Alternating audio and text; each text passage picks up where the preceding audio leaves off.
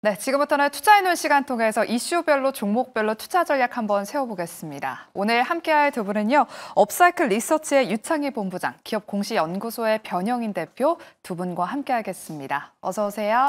네, 반갑습니다. 네, 또 제가 마지막 순서로는 탑픽주를 공개해드리고 있는데 먼저 지난주 우리 유창희 본부장님의 탑픽주가 이오테크닉스였습니다. 앞서 영민한 투자에서도 이오테크닉스 원샷 스페셜 종목으로 신고가를 한번 노려보자라고 신규로 말씀을 해주셨습니다. 현재 8% 넘게 급등하면서 고점을 높여가고 있어요. 본부장님, 이오테크닉스는 얼마까지 더 보유해보면 좋을까요?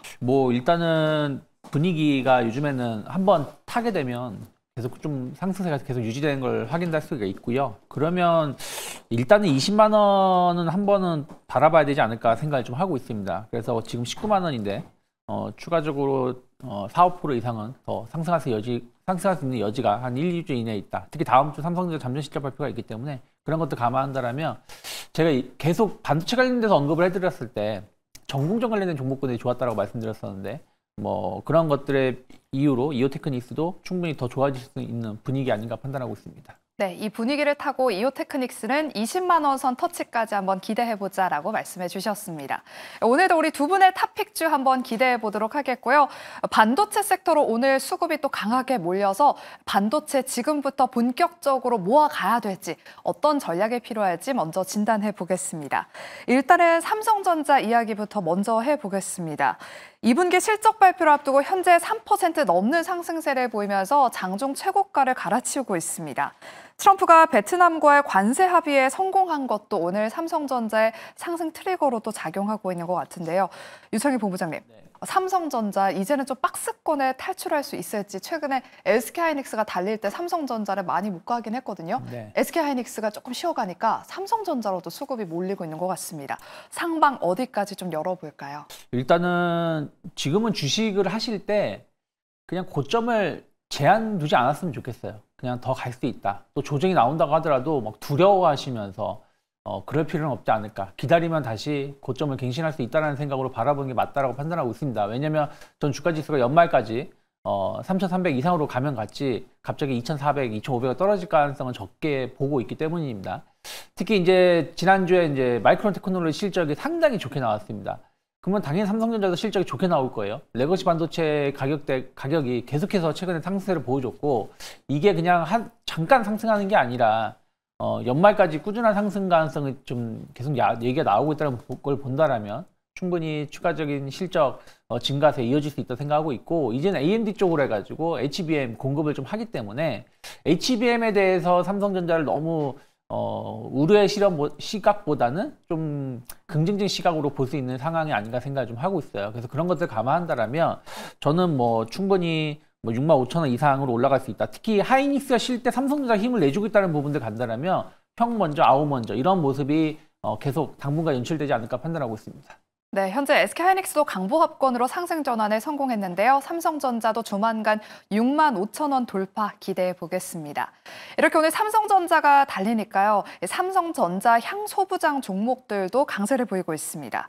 오늘은 HBM 소부장단보다는 SNS텍이나 이오테크닉스 같은 삼성전자의 향이 짙은 소부장 종목들로 또 수급이 들어오고 있는데요. 변영인 대표님, 오늘 외국인과 기관 모두 이 삼성전자의 분위기가 좀 붙은 종목들 위주로 좀 매수하고 있는 것 같아요. 하반기에는 이 반도체 소부장도 색깔이 달라질지 앞으로 삼성전자 향에 좀 주목을 해봐야 될까요? 네, 오늘 사실 삼성전자의 상승 이유를 좀 복기를 좀 해보면 미국 상원에서 이 반도체 보조금이 좀 상향이 됐죠. 25%에서 45%, 35% 정도 좀 상향이 됐는데 하원에서 재조정을 좀 거치고 난 이후에 트럼프 대통령이 최종 서명을 하면 이제 확정이 좀 되는 것들이고요. 이 부분이 그동안 이 반도체 섹터가 이 관세 리스크를 좀 더 논의를 하더라도 칩스법에 관련된 이 불확실성들이 점진적으로는 수급 정체의 원인이다라고 저는 개인적으로 좀 생각을 해봤거든요. 이 부분이 이번 상원 통과 이후로 오히려 이 리스크가 좀 해소됐다는 관점에서 오늘 삼성전자가 3%대 상승을 하게 된 계기로 좀 이어지지 않았나라고 좀 판단을 해보겠고, 여기다 해서 삼성전자의 잠정 실적 기대치가 시장의 추정치보다 특히나 컨센서스를 좀 하회하는 전망들은 좀 나오고 있지만 1개월 전보다는 실적 추정치가 좀 상향이 됐거든요. 이 이야기는 일단 2분기에 반영될 수 있는 디램 가격의 상승분 그리고 DDR4의 최근 어떤 이 수요가 확장되고 있는 그런 기조들이 우리가 예상했던 것보다 견조한 흐름들로 좀 유지가 될 수 있다라는 기대감을 일부 좀 반영하고 있지 않나라고 좀 판단이 좀 되고 있습니다. 다만 지금 이 엔비디아와 이 마이크론의 실적 발표 그리고 차기 가이던스의 상향 제시 부분들에 대한 실적 이면들을 보면 전통적인 반도체 부분에 대한 실적 기대치보다는 HBM의 실적 기대치가 더 높아진 부분들 이런 것들이 이번 2분기 실적에서에 대한 양극화가 일부 좀 우려될 수 있는 부분들이기 때문에 일단 실적의 양극화 부분들은 좀 주시를 좀 해봐야 될 것 같고요. HBM에 관련된 밸류체인을 좀 구성하고 있는 반도체 소부장 종목들의 경우에는 1분기 대비해서 상향된 2분기 실적 기대감을 조금 더 주목해 보는 것이 맞지 않을까 좀 판단해 보겠습니다. 네, 실적 양극화를 주시해보면서 계속해서 HBM 밸류체인에 주목해보자라고 코멘트 주셨습니다. 네, 그리고 현재 2차 전지주들로 수급이 또 강하게 붙으면서 코스닥 지수가 1% 넘게 오르고 있습니다. 현재 에코프로머티가 10% 넘게 급등하고 있고요. LNF, 엔캠, LG 에너지 솔루션 정말 강하게 움직이고 있습니다. 유창희 본부장님. 네. 지금 어제 간밤에 테슬라 주가가 상승한 영향도 있고요. 또 많은 증권가에서 2차 전지 기업들이 2분기에 실적 바닥을 찍고 턴어라운드 할 거다라는 그런 전망도 내놓고 있습니다. 하지만 전기차 캐즘 우려에 대한 명확한 해결책이 없다 보니까 약간의 좀 걱정되는 부분이 있는데 우리 본부장님이 생각하셨을 때는 2차 전지 어떻게 보시는지 정말로 업황이 하반기에는 개선될 수 있을 거라고 보실까요? 저는 개선될 수 없다라고 보고 있고요. 물론 이제 제가 2차 전지에 대해서 부정적이기 때문에 이 시각을 바꾸는 데는 좀 시간이 필요하다 생각을 좀 하고 있습니다. 근데 최근에 이제 시장을 보시면 약간 이제 한 3,100포인트 전후로 해서 지금 한 일주일 가까이 주가 지수는 횡보세를 보여주고 있거든요. 근데 종목별로 보시면 빠르게 순환매가 나오고 있습니다. 예를 들어서 오늘 같은 게 시장이 엄청 좋은데 사실은 그동안 주도주였던 변압기 관련된 종목군들은 큰 조정이 나오고 있죠. 조선주들도 마찬가지입니다. 그런데 어저께도 이들은 조정이 나왔는데 어저께 2차 전지 관련된 종목군들이 반등을 세게 줬었고요. 또 2차 전지가 아니라고 하더라도 작은 이슈가 있으면 주가가 좀 크게 오르는 부분들이 좀 있는데 이것은 어떻게 보면 순환매 흐름들에서 저가 매수세가 그러니까 좀 못 오른 종목이 무엇이 있는가? 그러면서 이유를 갖다 붙이면서 오르는 거라고 보고 있습니다. 그래서 LG 에너지솔루션이 하반기 실적 개선된다고 해가지고 다시 50만 원, 60만 원 갈 것인가? 에코프로 BM이 LG 에너지솔루션이 50만 원 갑니까? 당연히 이 종목도 50%, 100% 오를 것인가? 전 거기에 베팅을 하는 것보다 오히려 올라왔을 때 비중을 줄이고 하이닉스가 조정을 받았을 때 아니면 스테이블 코인이라든지 AI 관련된 종목의 그동안의 주도주 변압기 관련된 종목이 조정이 나왔을 때 매수하는 게 맞는 것이 아닌가 판단을 좀 하고 있습니다. 그래서 전기차 캐즘이라는 게 쉽게 해소가 되는 부분들은 아니고 또 테슬라가 생각보다 좀 판매가 좀 더 잘 된 것이지 어마무시하게 지금 판매가 잘 되는 건 아니거든요. 그래서 그런 것들 감안한다라면 좀 주가가 반등을 줬을 때 좀 비중을 줄이는 게 맞는 것이지 여기서 이자라도 사자라고 접근하기에는 저는 조금은 좋은 전략은 아니지 않을까 판단하고 있습니다. 네, 2차 전지주들의 상승은 순환매성 반등세다라고 말씀해 주시면서 일단 추가 상승이 나온다면 좀 비중을 줄여보자라고 다소 보수적인 코멘트를 주셨습니다. 다음으로는 방산주 이야기를 한번 해보도록 할게요. 오늘 개장 전에 현대 로템이 폴란드와 K2전자 2차 계약 협상을 완료했다는 소식이 전해졌습니다. 단일 방산 수출 계약 기준으로는 사상 최대인데요. 또 초기 계약에서 맺은 물량이 1,000대인 만큼 이제는 2차 계약을 체결했고 한 3차에서 6차까지도 지금 계약이 나올 수 있다라는 전망이 나오고 있습니다. 하지만 현재는 현대 로템이 2%대로 지금 하락 전환하면서 차익 실현 매물이 출회가 되고 있는데요. 변영희 대표님, 섹터별로 순환매가 빠르다 보니까 방산주는 좀 세론 물량이 나타나고 있는 것 같습니다. 방산주 이제 조정이 들어오는 것인지 아니면 반도체로 수급이 좀 쏠렸기 때문에 이런 수급적인 논리에 의한 것인지 방산주 자세한 전망 좀 말씀해 주실까요? 네. 일단 오늘 현대로템의 경우에는 어제 애프터마켓에서 한 6% 정도 상승을 좀 했고요. 장전 프리마켓에서는 장중 한 8% 정도, 9% 정도 상승하는 좀 모습을 좀 보였는데 일단 본장에서 일단 시초가 대비해서는 지금 현재 하락 추세로 좀 전환이 좀 됐고 단기적인 어떤 이 기대감들은 사실상 주가에 어떤 일부 좀 반영 효과가 좀 크게 좀 나타내줬다라고 볼 수가 있겠습니다. 다만 좀 해석해 볼 수 있는 부분들은 모멘텀이 좀 소멸이 좀 됐거나 수급이 좀 크게 이탈하는 그런 움직임들보다는 단기적인 어떤 이 수주 성과가 확정이 좀 되고 난 이후에 차익 매물이 좀 현재 출회되는 과정 정도로 좀 해석해 볼 수 있겠고, 향후에 그렇다면 주가가 연속성 있는 방향성을 좀 잡아갈 것인가가 좀 중요할 텐데, 대체적으로 이 지수가 조정을 받는 구간에 단기적으로 좀 상승폭을 좀 견조하게 이어갔던 뭐 조선방산, 뭐 원전주들에 대한 이 고점에 대한 차익 매물 흐름들은 좀 유사한 흐름들로 좀 이어질 수 있는 그런 측면들이 있고요. 다만 수주 성과에 관련된 모멘텀들은 개별적으로 좀 기대 요인들이 좀 될 수 있는 점은 주시를 좀 해봐야 되지 않을까. 1차 실행 계약이 180대였습니다. 이번 2차 계약도 180대인데 2022년도 계약 당시에 4조 중반대 금액보다 더 상향된 9조 1천억 정도로 좀 추정이 좀 되고 있는데, 여기는 뭐 MRO라든가 기술 이전에 관련된 성과가 좀 반영이 됐고, 일단은 이 기본 계약이 1000대이기 때문에 이 부분은 뭐 법적인 구속력이 없다고 하더라도 나머지 640대에 관련된 물량은 한국에서 만들어지진 않고 이제 현지 생산을 좀 하겠지만, 저는 더 긍정적으로 좀 보는 부분은 핵심 부품을 좀 팔거나 여기에 관련된 로열티 수입들이 유입되는 부분들은 OPM의 상승 가능성 관점에선 더 긍정적인 외형 확장 기대 요인들 좀 될 수 있기 때문에, 저는 현대로템의 경우에는 가격 조정을 좀 거치고 난 이후에 중장기 성과는 재차 좀 주목을 해봐야 된다라고 좀 보여드리겠습니다. 네, 단기적으로는 세로 물량이 출회될 수 있지만 현대로템 중장기적으로는 긍정적이다라고 말씀을 해주셨습니다. 그리고 최근 증권가들의 이 방산 탑픽주였던 풍산에 대한 이야기도 한번 나눠보도록 할게요.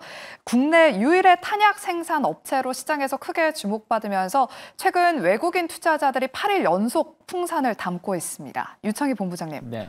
미국이 우크라이나에게 포탄 공급을 돌연 중단했다는 소식이 나오면서 풍산으로 반사액이 기대되지 않을까 하는 그런 이야기가 나오고 있습니다. 최근에 또 구리 가격도 많이 올랐잖아요. 풍산 추가적인 상승 여력 남아 있을까요?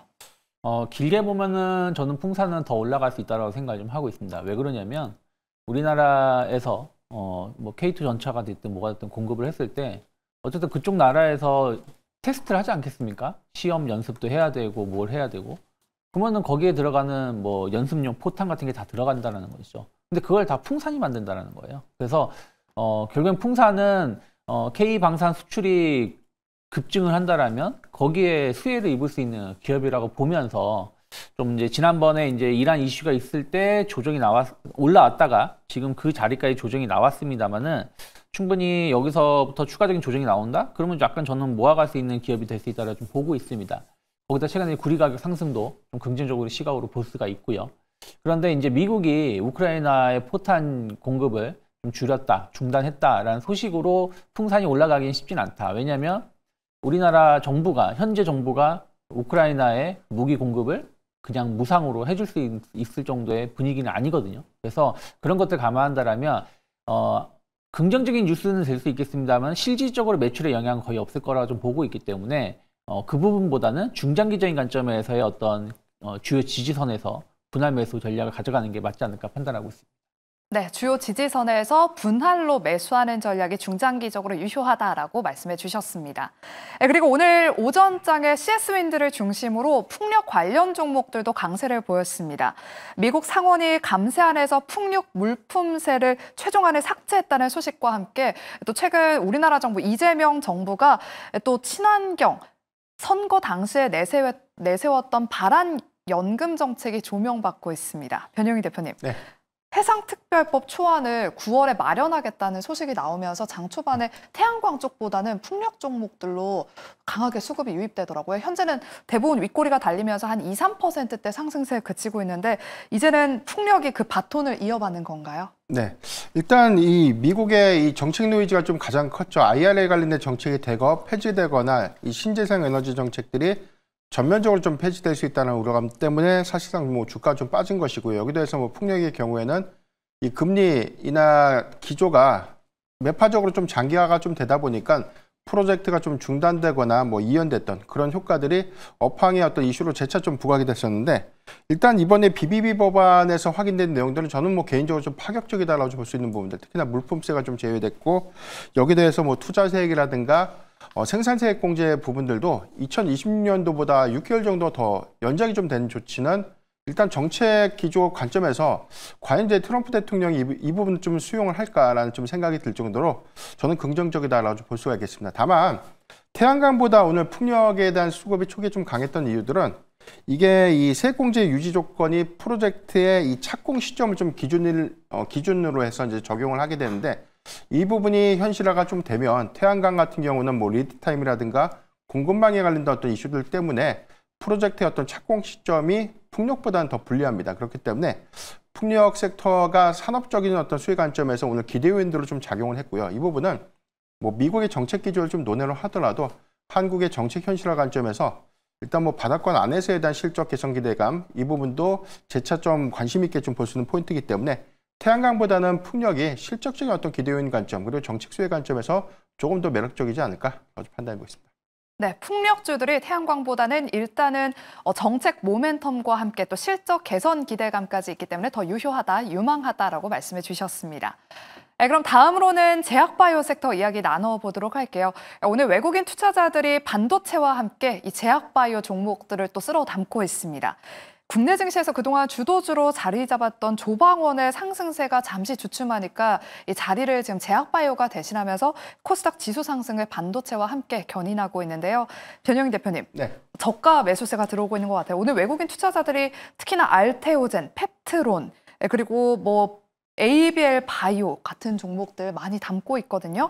지금부터 모아가도 타이밍이 늦지 않았을지 우리 대표님 제약바이오 섹터 잘 보시잖아요.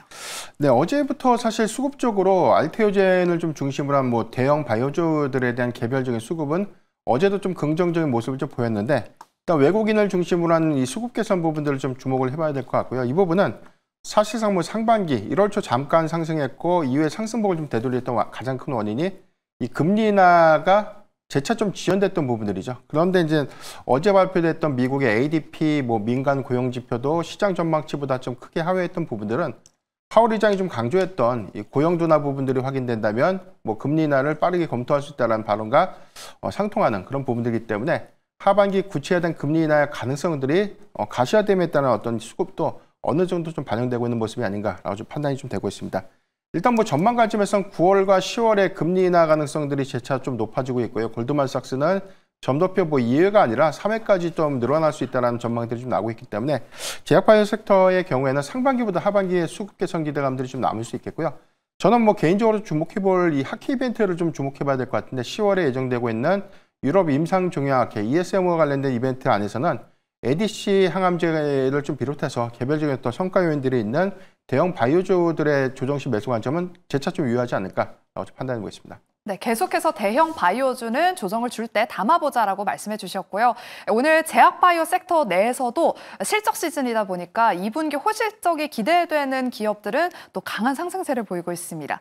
대표적으로 대웅제약이 나보타 미국 수출 호황으로 2분기 호실적이 기대되면서 증권가에서 목표 주가 상향 리포트를 냈는데요. 유창희 본부장님, 2분기 호실적이 기대되는 후속주, 제약 바이오주가 있다면 어떤 기업들을 우리가 좀 주목해 봐야 될까요?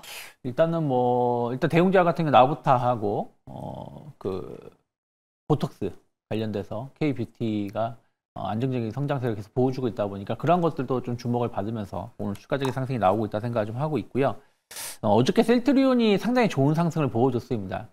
올해 실적에 대한 어떤 기대감들, 또 ADC라든지 CDMO에 대한 어떤 기대감으로 상승을 좀 보여줬고, 오늘 사실은 대웅제약뿐이 아니라 삼성 바이오로직스 같은 경우도 상당히 강한 상승을 좀 보여주고 있거든요. 그러면 일단은 바이오주들이 전체적으로 먼저 플랫폼 관련된 기업들, 알테오젠하고 리가켄바이오, ABL 바이오, 특히 이제 알테오젠하고 리가켄바이오가 먼저 움직임이 나왔고요.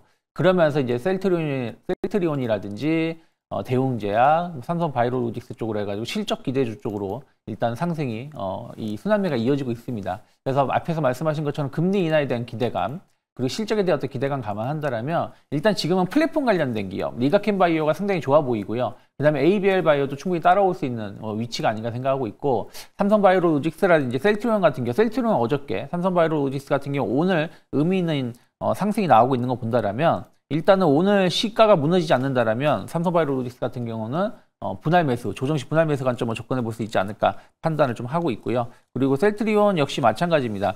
어제 오늘 상승이 이어지고 있는데 오늘 저점이 어저께 약간 저항대였기 때문에 뭐 16만 7천 원, 16만 5천 원이 이탈하지 않으면 셀트리온도 분할 매수 가능하지 않을까 판단하고 있습니다. 네, 삼성 바이오로직스와 셀트리온 2분기 호실적이 기대되는 바이오주 특징주로 꼽아주셨습니다. 네, 그럼 마지막으로 저희가 탑픽주를 가기에 앞서서 오늘 또 중국 소비 관련 종목들로 장 초반에 수급이 또 강하게 몰려서 이야기 나눠보도록 할게요. 변영희 대표님, 네. 중국인 단체 관광객 무비자 정책을 무기한 연장하는 그런 방안을 검토하고 있다고 합니다. 네. 우리 대표님이 보시기에는 여행, 카지노, 면세 중에서 어느 쪽이 가장 탑픽인지 말씀해 주시고요. 또 탑픽주도 같이 바로 공개해 볼까요? 네. 일단 인바운드와 아웃바운드의 차이가 좀 있을 것 같아요. 오늘 뭐 여행주가 좀 강했던 부분들은 개인적으로 이 중국 단체 관광객 유입과 무슨 상관이 있을까? 아웃바운드 수요가 좀 증가될 경우에 이익 지표, 특히나 뭐 2분기에서 3분기 실적 기대감들은 어느 정도 좀 반영이 좀 될 수 있지만 실질적으로 중국 단체 관광객들의 상시 비자 면제 조치의 경우에는 오히려 인바운드 수요 관점에서에 대한 이 수혜, 이 부분을 좀 주목을 해봐야 될 것 같은데, 이런 관점에서 보면 면세와 카지노가 일단 수혜가 좀 될 수 있겠는데, 일단 뭐 기조적으로 보면 면세의 경우에는 과거보다 이 중국 단체 관광객들에 대한 이 소비 트렌드가 좀 많은 변화가 좀 있었고요. 과거처럼 실적 회복도 더딘 흐름들을 좀 감안했을 때 일단 실적의 기대 요인들은 뭐 1분기에 이어서 2분기까지 실적 기대감이 가장 큰 카지노주 위주로는 좀 재차 좀 주목을 좀 해봐야 되지 않을까. 여기에 대해서 뭐 한 가지 더 부연을 하면 저는 뭐 피부 미용 관련된 인바운드 수요 관련된 뭐 이 뷰티 관련 종목들도 관심 있게 좀 봐야 되지 않을까라고 볼 수가 있겠고요. 저는 이런 관점에서 탑픽은 롯데관광 개발을 좀 말씀드리고 싶은데요.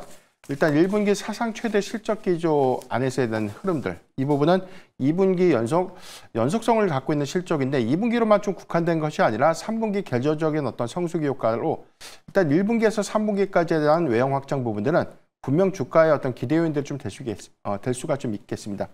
일단 개별적인 어떤 부문에서 확인했던 데이터를 보면 호텔 그리고 카지노 부분에 대한 드랍률이 재차 좀 증가가 되는 부분들은 2분기 그리고 3분기까지에 관련된 이익결을 크게 좀 반영시킬 수 있는 부분들이기 때문에 일단 뭐 고점에 관련된 부담 부분들을 좀 논의를 하더라도 저는 뭐 추가 상승 여러 관점에서 목표가는 한 19,500원까지는 충분히 돌파가 좀 가능하지 않을까라고 좀 판단해 보겠고요. 손절가는 15,000원을 제시해 드리겠습니다. 네, 오늘 변영희 대표는 롯데 관광개발 호실적 기대감에 주목해보자라고 오늘 탑픽주로 소개해 주셨고요. 이어서 우리 유창희 본부장님의 순서로 넘어가 보겠습니다.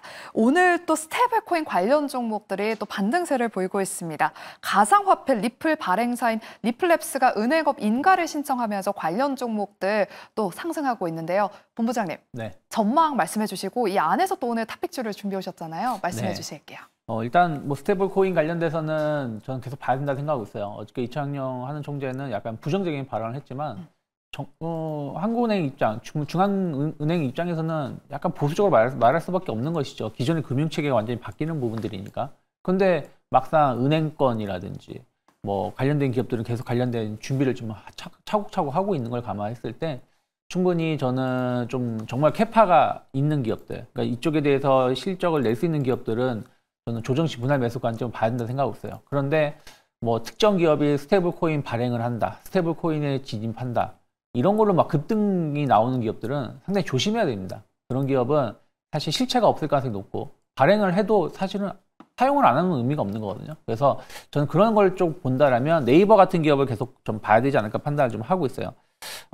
특히 이제 첫 번째는 AI 관련해가지고 정책의 변화가 네이버가 좀 피해를 입을 수 있는 분위기로 가고 있는 것이죠. 그래서 그것만으로도 충분히 어떤 뒤처져 있는 AI 기술을 좀 빠르게 좀 회복할 수 있다는 것도 긍정적으로 해석하고 있고요.